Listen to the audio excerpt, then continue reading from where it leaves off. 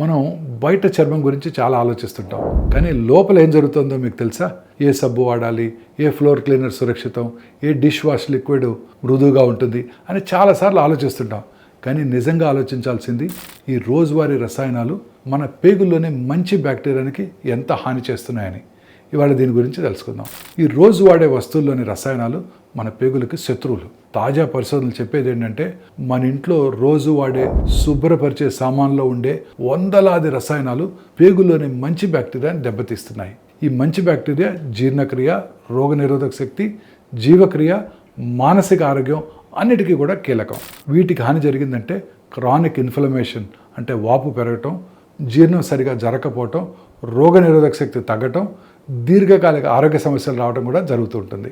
So భయం కేవలం నోటి ద్వారా తినడం వల్ల మాత్రమే కాదు, పాత్రల మీద మిగిలే రసాయనాలు చేతులు కంటుకోవటం, ఉపరితలాల నుంచి శరీరాల్లోకి వెళ్ళటం కూడా జరుగుతుంది.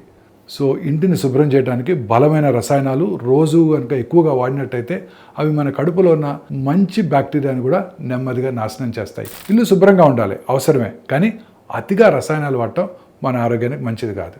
నిజమైన ఆరోగ్యం మన లోపల ఉన్న అదృశ్య సూక్ష్మజీవుల ప్రపంచాన్ని జాగ్రత్తగా చూసుకోవడంలోనే దాగి ఉంటుంది.